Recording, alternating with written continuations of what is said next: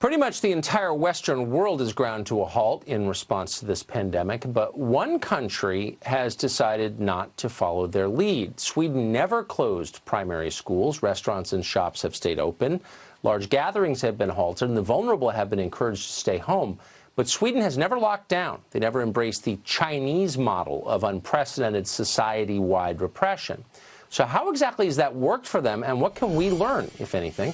Joel Hayes is a professor in the Department of Pharmaceutical Economics and Policy at the University of Southern California, the Noble USC. He joins us tonight. Professor, thanks so much for coming on.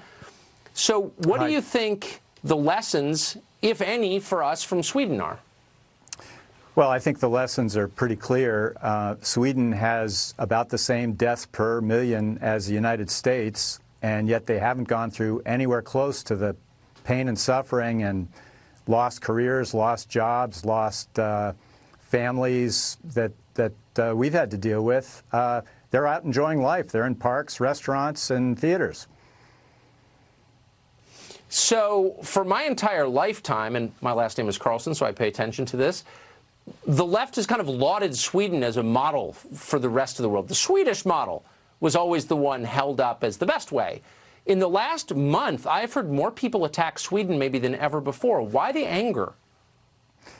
I think it's somewhat justified. I think Sweden is proving to the world that none of this is necessary, and so, you know, why do we Americans have to do silly things like not go to beaches, not go to parks, not go to restaurants and cultural events, not even go to our religious ceremonies? So, and the Swedes are, you know, they have limitations, a few, and I think under the circumstances they're relatively sensible given the mass hysteria everywhere else, but they don't engage in those things. And if you compare Sweden to Norway, which is a very similar country, right next door, 1,000-mile open border, Norway slammed their economy into reverse, and Sweden's doing much better.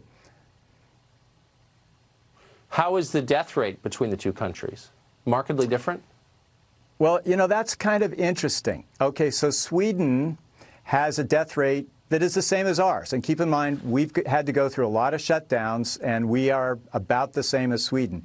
Norway has a lower death rate, although we can argue whether that's statistically meaningful, but their total case rate is actually higher than Sweden. So they went through all these shutdowns, all these restrictions, all these business closures, and they still have more cases. And no one on the side of let's do social distancing can explain to me why is it that if you shut down the economy, you get more cases? And why is there a difference between deaths per case and in between two countries? That doesn't really make a lot of sense. If you're going to engage in these social controls, they should control deaths. Isn't that the whole point? We're not trying to control cases. We're trying to control bad outcomes like deaths. Right. No, it's a very good point. But instead of paying attention to any of that, we rushed headlong into the Chinese model and ignored the Swedish model. It really should tell you a lot. And we're going to spend years trying to figure this out, but I think we're on the scent already. Professor, great to see you tonight. Thank you. Thank you, Tucker. So we know from the relatively limited data sets that are available right now that most people who get the coronavirus will not die from it. The overwhelming majority will not die. But here's a question. Is it possible they will suffer from other long-term damage? It's an ominous question. Dr. Mark Siegel will fill us in on that next.